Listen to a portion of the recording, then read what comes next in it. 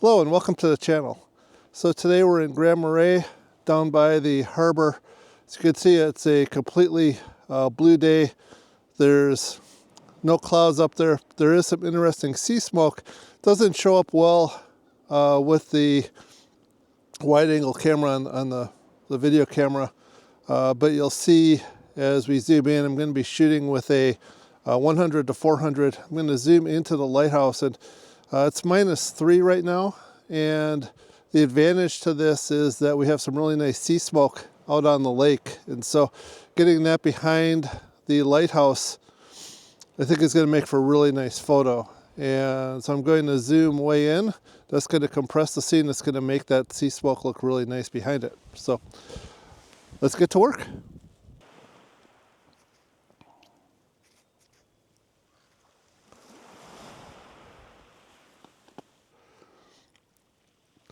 So using the telephoto, here's a shot from the back of the camera showing what I got. Let me just hit that again. There we go. And so you could see that nice bank of sea smoke sitting right behind the lighthouse. So we'll clean that up in Lightroom when we get back, and I think that'll make a pretty nice photo. I'm back in the office, and let's just take a closer look at the photo that I showed on the back of the camera, and I will walk through how I go about editing a photo like this and come up with the final result. Here's that shot, and when we look at the histogram, we notice that there is room on both ends. That is actually the first thing I look at with any photo, and then I look to see, does the composition make sense?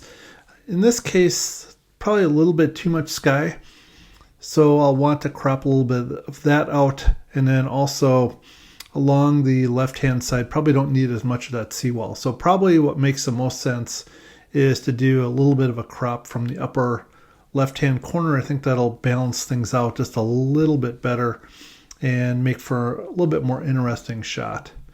And then other things that I'm thinking right away is I'm going to want to go and reduce the brightness in the sky a bit, bring up the shadows on both the lighthouse and the seawall, maybe do a little bit of additional work on the sea smoke itself, but that actually does look pretty good to me. So I think that's initially where I'll start, and I will then go and do some more localized type of masks in that.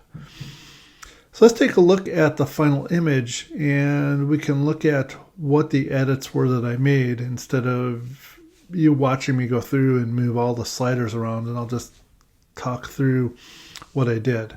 So I'm going to come over to this image, and when we look at it, you'll notice just a lot more detail in general, and you can see what I did.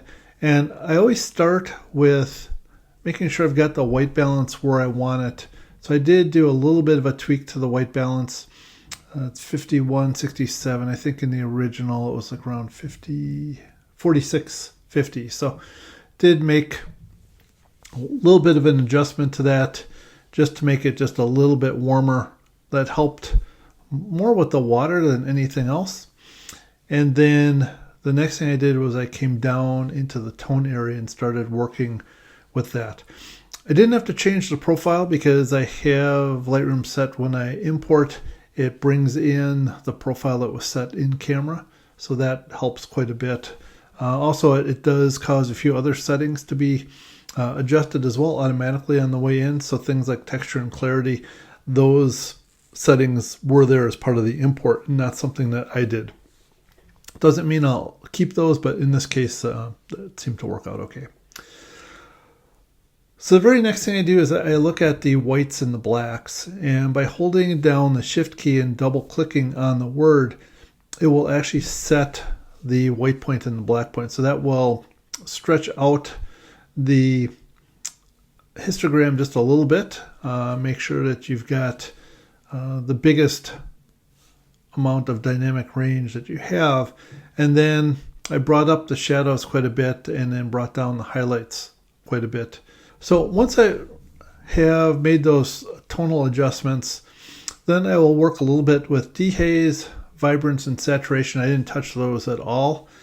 And it's after that that I then go and do the cropping of the photo. And you'll see here, I did take out quite a bit. I did also remove a little bit from the right-hand side as well. It was really more about balancing off the image with the various elements.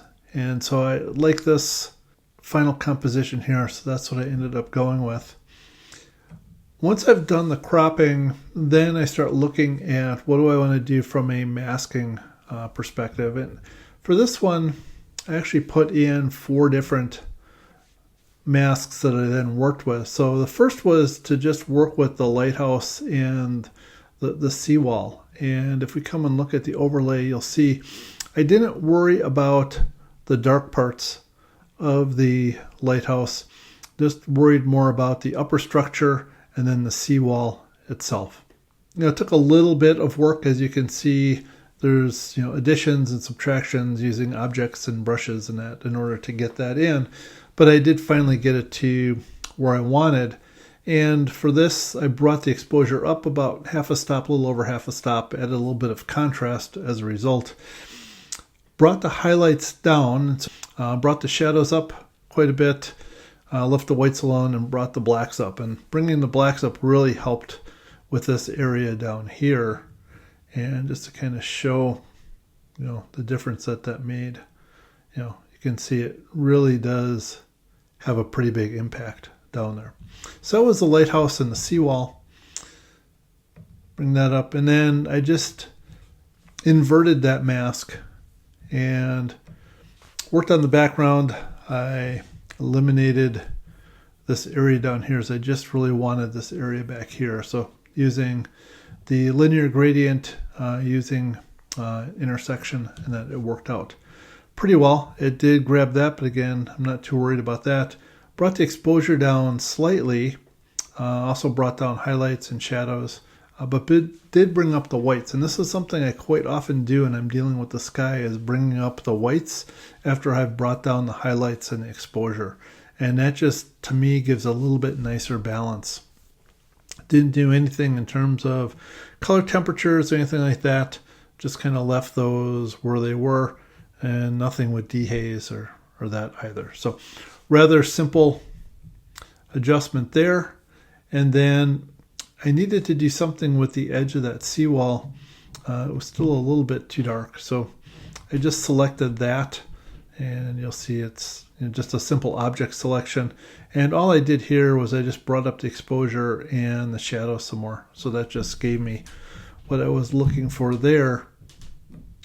And then finally I did do a linear gradient up in the sky. And that was just to really work on that color up above. Brought the exposure down just a little bit more. In this case, I did bring both the highlights and the whites down. And that was about it for this one. So this is probably about a 30-minute, 35-minute edit to get where I wanted. If we come back now here, just going down the rest, didn't have to make any adjustments to the tone curve. Didn't have to do anything with colors. Didn't do any additional color grading at all. Did put a little bit of sharpening in. Do that with all my photos.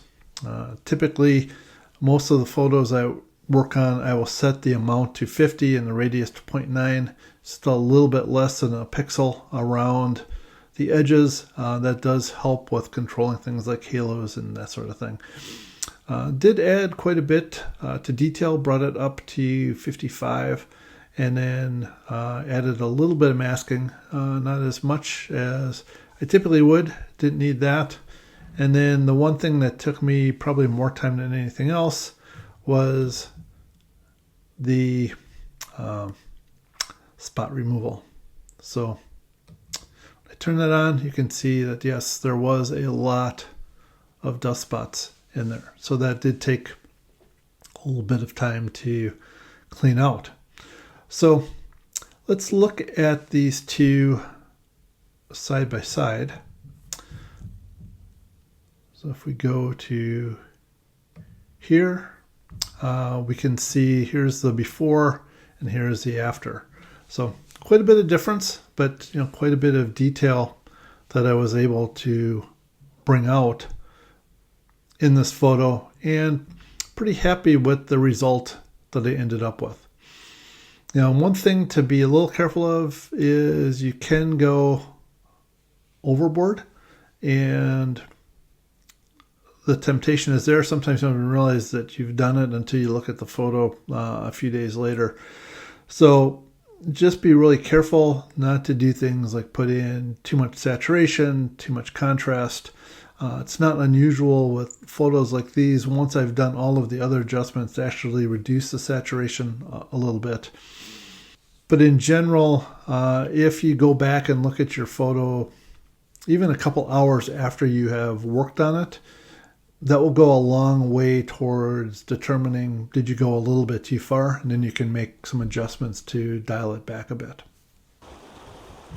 Well, I hope you enjoyed this video. If you did, please give it a like. And if you'd like to know about more, go ahead, hit that subscribe button, and you'll be notified when I post some new videos. In the meantime, I'm going to probably spend a little bit more time walking around and then head back to the hotel, maybe find some nice hot coffee.